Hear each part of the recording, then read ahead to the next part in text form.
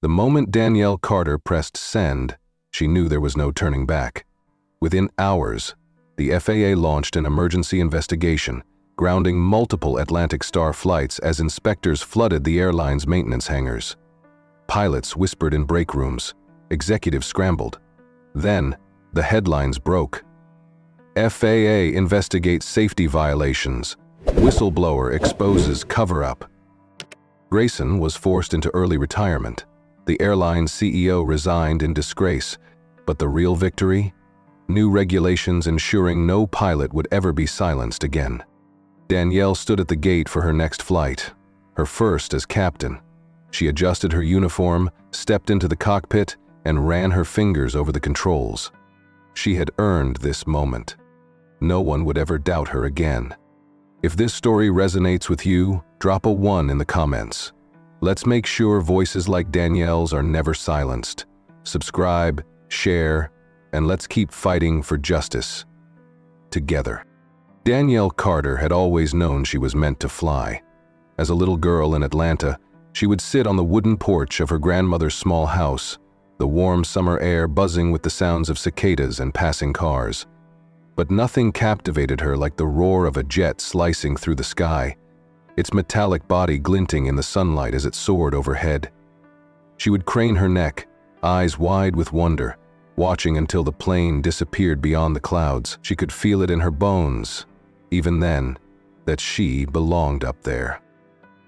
Her grandmother, Evelyn Carter, would watch her with a knowing smile, rocking gently in her old wicker chair. "Baby, the sky wasn't built for us," she'd say, her voice weathered by time but strong with conviction. "But you're gonna take it anyway." Those words became a quiet hum in Danielle's heart, a truth she carried with her even before she understood exactly what her grandmother meant. It wasn't until she got older, until she saw how few black pilots there were, until she noticed the way people reacted when she talked about her dream, that the weight of that statement settled into her chest. At 10 years old, she had announced to her 5th grade class that she wanted to be a pilot. Her teacher smiled but offered no encouragement. A few kids laughed. A boy in the back raised an eyebrow and said, "Girls don't fly planes." She didn't respond. She just clenched her fists under her desk and memorized that moment. It would not be the last time someone doubted her. Years later, when she enrolled in flight school, that same dismissive attitude followed her like a shadow. She was one of only 3 women in the program and the only black student in her class. The first day, she walked into a room full of young men already sizing her up, some of them openly skeptical, others simply unwilling to acknowledge her presence. She took a seat, back straight, hands folded, and refused to shrink under their gazes. The subtle hostilities began immediately. A group project, where her suggestions were ignored until a male student repeated them. An instructor who constantly nitpicked her technique, more than the others, even when she executed a maneuver perfectly. The way some classmates always seemed surprised when she passed an exam with high scores, as if expecting her to fail. And then there were the moments that cut deeper. One afternoon, during a pre-flight briefing, an instructor lingered after class, watching as Danielle meticulously reviewed her notes. He approached, arms crossed, lips curled into what might have been a smile if not for the cold amusement in his eyes. "You're good," he admitted, nodding at her flight performance sheet. "But let's be honest. Passengers won't feel safe with someone like you in the cockpit." The words landed like a slap, but Danielle didn't flinch. She held his gaze, her pulse roaring in her ears, every muscle in her body demanding a response. But she had learned long ago that reacting wouldn't change minds, it would only confirm their biases. So instead, she forced a tight-lipped smile and said, "Then I guess I'll just have to be so good they won't have a choice." That night she sat in her tiny dorm room, staring at the ceiling, letting the weight of it all press down on her. The exhaustion, the frustration, the sheer loneliness of constantly having to prove herself. She thought about quitting for exactly 7 seconds. Then she got up, pulled out her textbooks, and studied harder than ever before. She threw herself into training, clocking extra hours in the simulator, memorizing every instrument panel, perfecting every maneuver until her instructors had no choice but to acknowledge her skill. She didn't just pass her exams, she aced them. When she took control of an aircraft for the first time, hands gripping the yoke, the world stretching wide below her, she felt something click into place. This was where she belonged. Her grandmother kept every newspaper clipping that mentioned black pilots, circling their names in red ink and pinning them to the refrigerator. "One day, that'll be you," she'd say, tapping the paper with a wrinkled finger. And I'm gonna have a whole wall full of them." Danielle held on to that promise. Through every obstacle, every whisper, every moment of doubt someone tried to plant in her head, she reminded herself. She wasn't just doing this for herself. She was doing it for every little girl who would come after her. And no one, not a teacher, not an instructor, not a smug classmate who thought he belonged in the sky more than she did, was going to take that away from her. Danielle had expected challenges, but she hadn't expected the constant undercurrent of exclusion that followed her at Atlantic Star Airlines. From the moment she stepped into the pilot lounge, she could feel it. The way conversations would subtly shift when she entered, the brief pauses in laughter, the sideways glances exchanged like a silent code. The other pilots weren't outright hostile, not in a way that could be called out. But they didn't have to be. The unspoken rules were clear. She wasn't one of them. The first time she greeted a group of fellow first officers in the lounge, they barely acknowledged her. A few nodded without looking up from their coffee. Others didn't bother responding at all. She had seen them interact with new hires before, slaps on the back, easy banter, inside jokes about past flights. But with her, it was different. Conversations ended when she walked in. Questions she asked about procedures were met with clipped one-word answers. The message was obvious. "You're an outsider." At first, she told herself she was imagining it. Maybe they were just indifferent. Maybe she needed to prove herself first. But then came the scrutiny. She'd hear it in the tone of senior captains reviewing her flight reports. Always a little more critical. Always looking for an error that wasn't there. She noticed it in the way some captains would take extra time going over her pre-fleet checks, double-checking the exact same numbers she had already confirmed. And then, of course, there was Grayson. On their second flight together, he made a point to quiz her mid-flight about aircraft specifications, not in the way mentors tested new pilots, but in a way designed to trip her up. It wasn't enough to just be competent. He wanted her to stumble. When she answered every question correctly, he let out a short huff, barely concealing his irritation. She was supposed to fail. But what stung the most were the whispers. She wasn't deaf. She heard them in break rooms, in quiet corridors. Diversity hire. They had to pick a woman for. She's only here because the airline needs the numbers to look good. She had spent years fighting to be recognized for her talent, for her discipline, for the fact that she could outfly half the people in this building if given the chance. And yet, they reduced her to a quota filler. It was easier for them to believe she had been given this opportunity than to believe she had earned it. The weight of it was exhausting. She had worked twice as hard, pushed through every barrier, and still, it wasn't enough. There was a part of her that wanted to shout, to throw their words back at them, to demand the respect she deserved. But what good would that do? They were waiting for her to snap, waiting for her to become the stereotype they already believed in. The only person who seemed to see through it all was Naomi Brooks. Naomi had been a flight attendant for 5 years and had seen pilots like Grayson before. She had seen the dismissive looks, the patronizing tones, the way they treated flight attendants like background props instead of trained professionals responsible for the safety of hundreds of passengers. So when she saw the way Grayson acted toward Danielle, it didn't take long to connect the dots. One day, after a long flight, she found Danielle sitting alone in the airport lounge, shoulders tense, fingers curled around a cup of coffee she hadn't taken a sip from. Naomi sat down across from her without asking. "So, how long are you going to pretend? That doesn't bother you?" Danielle didn't look up. What are you talking about? Naomi scoffed.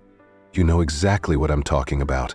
The way they treat you, the way that fossil of a captain talks to you. You think I don't notice?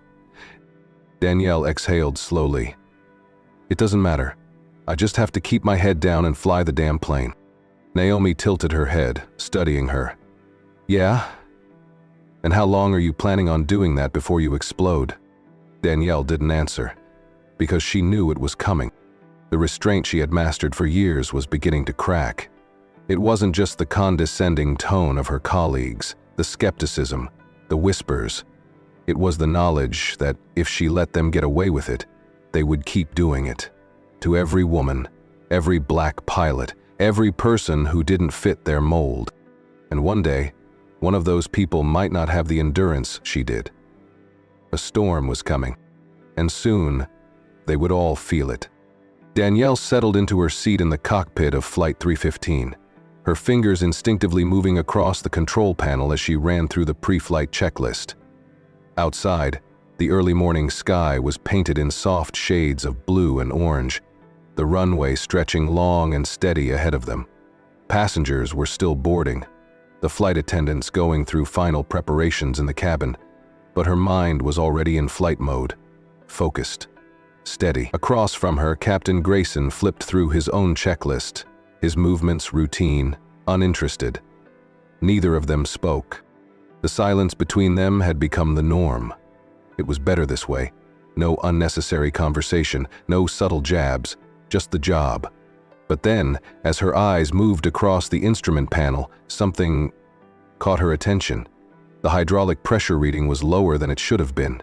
Not drastically, not enough to trigger an alarm, but enough that it sent a quiet pulse of concern through her.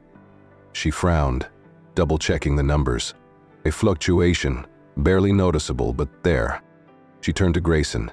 Captain, I'm seeing something off with the hydraulic pressure. It's within range, but it's trending low. Might be worth a quick check. Grayson didn't even glance up. It's within limits, he said, flipping a page in the flight log. Let it go. Danielle's jaw tightened. This wasn't just about numbers on a screen. Pilots were trained to trust their instincts, to recognize when something, even something minor, felt wrong. Letting it go went against everything she had been taught. Captain, I strongly suggest we have maintenance take a look before we take off. Now he looked at her, annoyance flashing across his face. We don't have time for unnecessary delays, First Officer Carter. If it was serious, the system would flag it. Danielle forced herself to keep her voice even. It might not be serious now, but if we lose hydraulic pressure mid-flight, we won't. She inhaled sharply, choosing her next words carefully. Sir, respectfully, I believe it's worth a manual check. Grayson let out a slow, exasperated sigh, setting down his checklist like a man indulging a ridiculous request. Fine, you want to waste time? Call it in. But if this causes a delay, it's on you. Danielle didn't respond. She just reached for the radio, alerting ground crew to conduct a last-minute check. A few minutes later, a mechanic stepped into the cockpit, wiping grease from his hands, his face unreadable. Your hydraulic levels are lower than they should be, he admitted. Looks like a minor leak. We're gonna top it off, but I'd recommend logging it for monitoring. Grayson made a low sound in the back of his throat, but he didn't argue. Danielle simply nodded. Understood. The flight took off 20 minutes late. For the first hour, everything was smooth. The seatbelt sign was off, passengers settled in, the engines humming steadily. Grayson, still irritated by the delay, made no attempt to speak to her, which suited Danielle just fine. But then, as they began their descent toward Denver, a sharp jolt rocked the aircraft. Danielle's hands flew to the controls as the plane lurched again, this time harder, enough that she felt her stomach drop for half a second. The turbulence wasn't expected. She scanned the weather data, clear skies, no storms. Something was wrong. Then, the hydraulic pressure warning lit up red. Danielle's chest went cold. She turned to Grayson, who had also gone still, his eyes locked on the flashing alert. The numbers were dropping fast. Hydraulics controlled the landing gear, the flaps, the ability to slow the aircraft on the runway. If they lost full pressure before landing, Danielle acted immediately. "Captain, we need to prepare for a manual gear deployment." Grayson's hands gripped the controls. "This shouldn't be happening," he muttered. Danielle's voice hardened. "But it is. We need to act now." Grayson hesitated. It was barely a second, but it was a second too long. She reached for the emergency override, flipping the switch to activate the backup system. "I'm deploying the manual gear," she announced, already working through the emergency procedure. "We're losing pressure too fast." Grayson didn't argue this time. He didn't have a choice. The next 5 minutes were a blur of controlled urgency. Danielle's training kicked in like muscle memory, her hands steady, her breath even, her focus razor sharp. The flight attendants had already secured the cabin, the passengers unaware that the next few moments could determine whether they landed safely or skidded off the runway. As they approached the airport, Danielle called out the final landing checklist. The emergency landing gear had deployed manually, but would it hold? The runway came into view. Seconds stretched impossibly long as the wheels touched the ground. A beat, then another, and then the brakes engaged. Danielle barely heard the sigh of relief that rippled through the cockpit. They had made it. The second they taxied to the gate, ground crews swarmed the aircraft. It took them less than 10 minutes to confirm what Danielle already knew. The leak they had dismissed as minor, it had worsened during flight. If they had ignored it completely, if they had lost pressure 10 minutes earlier, the landing gear would have failed entirely. Grayson said nothing as they completed post-flight procedures. His silence wasn't admission, wasn't apology, but it wasn't dismissal either. Danielle didn't need an apology. She had been right. At this time, everyone knew it.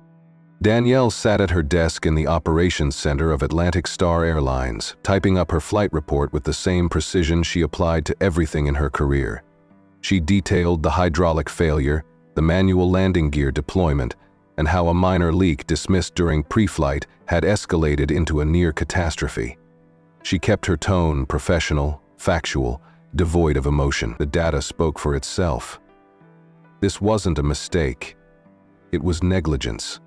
When she finished, she submitted the report through the official airline system, expecting it to trigger an immediate review, possibly a policy change, at the very least an acknowledgement of the issue. Pilots were encouraged to report mechanical concerns, and this wasn't just a concern. It was a crisis averted at the last second. There was no way management could ignore something this serious. But by the time her next flight schedule was posted, she knew exactly how they planned to handle it. Her name was missing from every premium route, the longer, more desirable flights that pilots competed for. Instead, she was assigned short-haul, low-profile runs, the kind they usually gave to junior officers or pilots under review. She felt the shift almost immediately. The tone in the break room changed. Some pilots stopped making eye contact altogether, while others barely hid their smirks. When she approached the scheduling supervisor, he avoided answering her directly, simply muttering, "Management's reevaluating assignments." Danielle clenched her jaw. They weren't reevaluating, they were retaliating. Then, the real blow came. Captain Grayson had filed a formal complaint against her. Danielle stared at the email notification, her pulse pounding. The accusation? Insubordination, disrupting flight operations, overstepping her authority. The wording was carefully crafted. Nothing outright false, just enough spin to make her sound like a liability instead of a life-saving asset. She wanted to scream. Instead, she forced herself to breathe, to think. This was how they pushed people out, make them seem like the problem, isolate them, force them to either quit or get buried in enough red tape that their careers stalled permanently. She went straight to her union representative, Lisa Reynolds, a seasoned advocate who had fought more than a few battles with airline management. Lisa's face hardened as she read the complaint. "They're setting you up." "I know." Lisa exhaled, rubbing her temple. "They'll drag this out, make it look like a disciplinary issue. They won't fire you outright. That's too obvious. But they'll make your life hell until you either accept what they give you or you walk away. Danielle's stomach tightened. This was bigger than her now. She had almost lost control of an aircraft because of a preventable issue. How many other minor problems were slipping through? How many pilots before her had tried to speak up and been buried under complaints like this one? That question was still rattling in her mind when she was approached by someone she never expected, one of the maintenance crew. She was in the hallway outside the operations center when she felt a presence behind her. Turning, she found herself face to face with Jordan, a mechanic she had seen working the night shift. He looked nervous, glancing over his shoulder before speaking. "I need to show you something." Danielle frowned. "What is it?" He hesitated, then pulled a folded sheet of paper from his pocket, holding it out to her. She unfolded it carefully, her eyes scanning the contents. Her stomach dropped. It was an internal maintenance memo dated weeks before her hydraulic failure. It outlined recurring mechanical issues on multiple aircraft, including problems with hydraulic systems, electrical malfunctions, and fuel line inconsistencies. The most damning part? The directive at the bottom from an executive. Minimize downtime, push repairs through faster, no unnecessary groundings. Danielle looked up, her voice low. "Where did you get this?" Jordan shifted uncomfortably. "I shouldn't even have it. But I've been seeing things. Parts being cleared too fast, inspections being skipped. It's not just your plane, Carter. It's the whole damn fleet." Her fingers tightened around the paper. This was proof.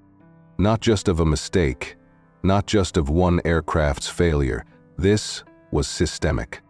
Jordan's voice dropped even lower. "Look, I don't know what you're planning to do, but if you speak up about this, they'll come for you. Hard."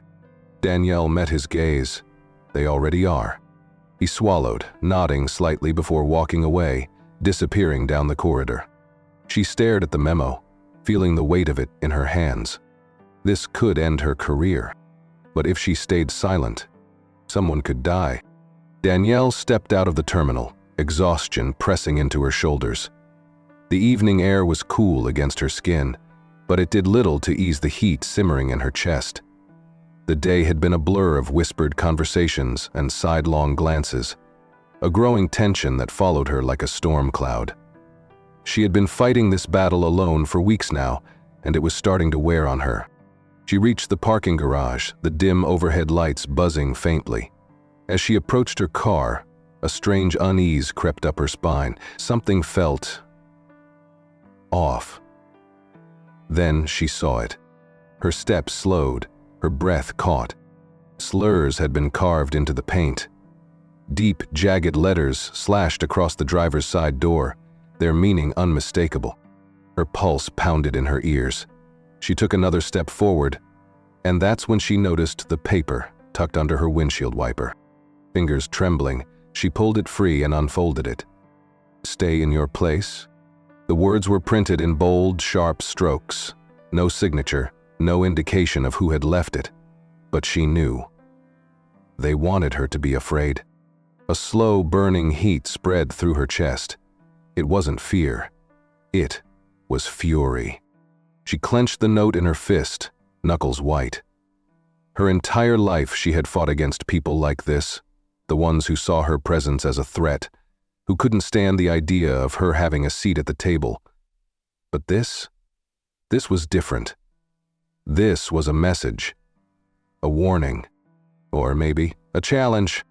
She wasn't sure how long she stood there, staring at the wreckage of her car, but the sound of footsteps behind her snapped her out of it. "Danielle?" She turned sharply, fists still clenched, and saw Naomi standing a few feet away, her expression shifting from confusion to anger as her eyes moved over the car. "Are you kidding me?"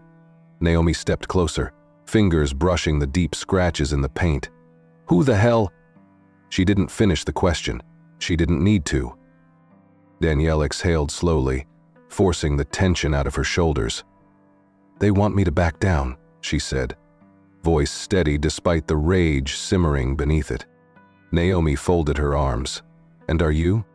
Danielle didn't answer right away. She looked at the vandalized car, at the hate carved into its surface, at the crumpled note in her hand. A week ago, she might have hesitated. She might have told herself to be smart, to be careful, to not push too hard. But now she knew exactly what she had to do. She turned to Naomi, eyes burning with resolve. "No," she said. "I'm going to burn this whole thing down." Danielle didn't sleep that night. She sat at her small dining table, surrounded by stacks of papers, maintenance reports, and the internal memo Jordan had given her. Her laptop screen glowed in the dimly lit apartment, her inbox open to one email draft she had rewritten at least a dozen times. The recipient? Lisa Reynolds. She had spent the past few weeks trying to fight this battle quietly, believing she could fix the problem from within. But she knew now. This wasn't a problem that could be fixed with another report, another meeting, another plea for someone to do the right thing. The airline had made its priorities clear. It would rather silence her than admit fault. Her fingers hovered over the keyboard. This wasn't just going to put a target on her back. It was going to blow the whole thing open. She took a deep breath, clicked Attach, File, and pressed Send. The dominoes had just been set in motion. The FAA's arrival was swift and unannounced. Within 24 hours of Lisa receiving Danielle's evidence, a team of federal inspectors was already inside Atlantic Star Airlines maintenance hangars, combing through records and speaking to ground crews. The airline had no time to prepare, no way to sweep anything under the rug. Pilots started whispering about unplanned maintenance delays, about flights being pushed back with vague explanations from dispatch. Then, one by one, the cancellations began. Danielle watched from the sidelines as the chaos unfolded. She was scheduled to fly that day, but before she could even check in, she received an abrupt notification from the airline. "Flight canceled. Report to base." She wasn't the only one. Nearly a dozen flights were grounded in a single afternoon, sending passengers into a frenzy. By evening, the FAA's findings were already starting to leak to the press. News stations pounced on the story. Break: FAA investigates safety violations at Atlantic Star Airlines. Every major outlet covered it. Whistleblower claims airline prioritized profits over safety. Some reports were cautious, sticking to the official FAA statements. Others dug deeper, interviewing former employees, mechanics who had left after being pressured to sign off on incomplete maintenance checks.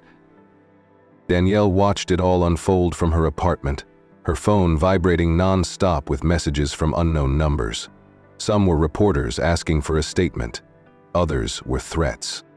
Her heart pounded when she saw an email from corporate legal. "Ms. Carter, we need to speak immediately regarding your recent communications with external parties." They knew. She had just started typing a response when her phone rang. Lisa's voice came through the speaker, low but urgent. "Danielle, we have them cornered, but it's about to get ugly." Lisa explained that executives were scrambling, trying to downplay the findings. They had already issued a statement calling the FAA audits routine, but no one was buying it. The evidence Danielle had provided, the internal emails, the falsified maintenance records, the leaked memo that Jordan had risked his job to share, was too damning to ignore. The union had already taken action, filing an official safety complaint against the airline and demanding accountability for every pilot and crew member who had been forced to fly unsafe aircraft. And then, the real blow came. That evening, Atlantic Star's chief of operations abruptly resigned. Less than an hour later, the airline's stock took a sharp dive, investors panicking as the scandal deepened. Danielle felt a strange mix of relief and disbelief. The system that had tried to break her was finally cracking under its own weight. The next morning, she arrived at Atlantic Star's headquarters. The moment she stepped through the doors, she felt it. The tension, the unease, the looks from employees who either admired her courage or resented her for dragging the company into a firestorm. She didn't stop at her usual workstation. Instead, she took the elevator straight to the executive floor. By the time she stepped out, the sight waiting for her stopped her in her tracks. FAA officials dressed in dark suits were walking through the hallways, clipboards and legal binders in hand. They weren't here for a meeting. They were here for subpoenas. Danielle spotted Lisa standing near the entrance, arms crossed, eyes locked onto the scene unfolding before them. Lisa turned slightly, meeting Danielle's gaze, a slow, knowing nod. This was it. The moment they had been fighting for. The moment they turned the system on its head. That evening, the biggest headline in the country was clear. 1,000 launches full-scale investigation into Atlantic Star Airlines. Top executives resign. Stock continues to plunge. Danielle sat on her couch, phone in hand, staring at the screen. The weight of everything she had done, everything she had risked, settled into her bones. And then a new notification appeared. A comment on one of the articles. She didn't just fight for herself. She fought for all of us. For every pilot, every crew member, every passenger who trusted that plane to be safe. She did what so many of us were too afraid to do. Danielle's throat tightened. She thought about every time she had been told to stay quiet, to keep her head down, to not make waves. And now, because she refused to be silent, everything had changed. If you've ever been silenced, tell your story. Let's remind the world that silence is never the answer. Danielle stood at the coffee counter in the airport lounge, stirring her drink with slow, deliberate movements. The past few days had been a whirlwind of headlines, investigations, and resignations. Atlantic Star Airlines was in freefall, its executives scrambling to contain the damage. The airline's operations had been slashed in half, hundreds of flights canceled, and more than a few pilots had suddenly retired before they could be implicated in the growing scandal. She had been watching the world shift around her, feeling the weight of what she had done, but nothing had prepared her for the voice behind her. "I hope you're happy." She didn't need to turn around to know who it was. Captain Richard Grayson. She exhaled slowly before facing him. He looked different. The sharp, commanding arrogance he once carried had diminished, replaced by something colder, more bitter. His uniform was gone, replaced with a civilian jacket. She had heard the rumors. He had been forced into early retirement. His jaw was tight, eyes filled with something she could only describe as resentful desperation. "You cost people their jobs," he said, his voice low, deliberate, but laced with venom. "You think you did something noble? You wrecked an airline. You put families in danger, people who depended on this company for their livelihood." Danielle tilted her head, refusing to take the bait. "Is that what you tell yourself to sleep at night?" she asked, voice calm. "That I'm the one who put people in danger? Not the executives who falsified maintenance reports? Not the captains who ignored critical warnings?" She let the words sit between them for a moment. "Not you?" Grayson scoffed. "You always had a chip on your shoulder, looking for a fight where there wasn't one." Danielle let out a slow breath, shaking her head. "I wasn't looking for a fight, Richard. I was looking to keep people alive." His expression darkened. "And what? You think you won? That you changed anything? The airline will recover. They always do. And you?" He let out a cold chuckle. "You're just another whistleblower. You'll be forgotten as soon as the next scandal takes over the news cycle." Danielle didn't flinch. She had expected this. Expected him to lash out, to cling to his own twisted version of reality where she was the villain. "No, Richard." She met his gaze, steady and unshaken. "The only person who lost here was you." For the first time, he had nothing to say. She let the silence hang before turning away, leaving him standing there, alone. Danielle walked toward the gate where her next flight was waiting. Her first flight as captain. As she stepped onto the jet bridge, the weight of everything she had fought for settled into her chest. She had spent years proving herself, pushing through every barrier, enduring every insult, every doubt. And now she belonged here. She stepped into the cockpit, running her fingers along the controls, feeling the hum of the aircraft beneath her. No one could take this from her. Not anymore. Danielle stood on the tarmac, watching a group of young pilots gathered near the training aircraft. Their crisp uniforms and eager faces reminded her of herself all those years ago, full of ambition, but weighed down by the unspoken rules of an industry that hadn't been built for people like them. She knew the feeling well, the glances, the doubts, the constant need to be twice as good just to be seen as equal. But today, as she looked at them, she saw something else. Hope.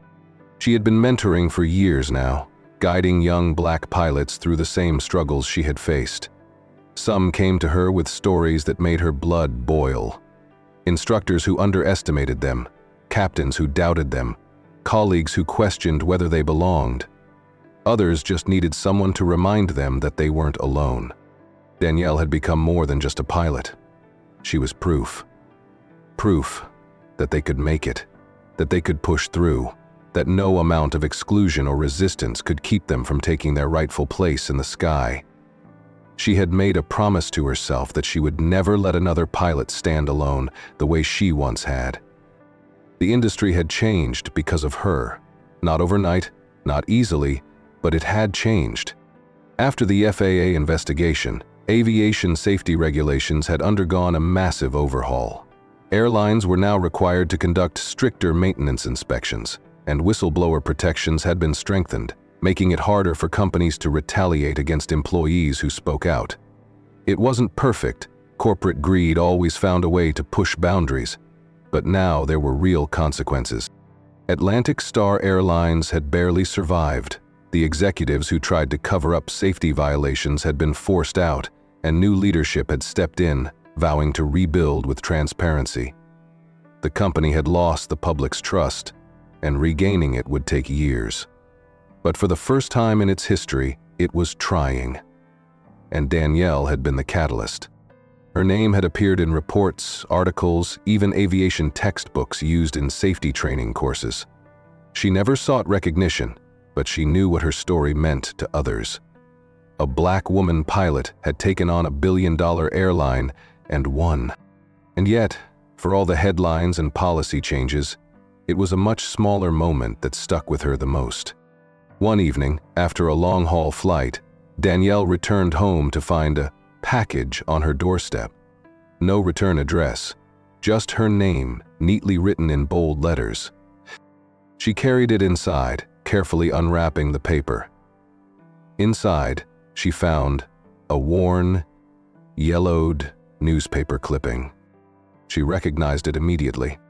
It was from years ago, an article about black pilots in the industry.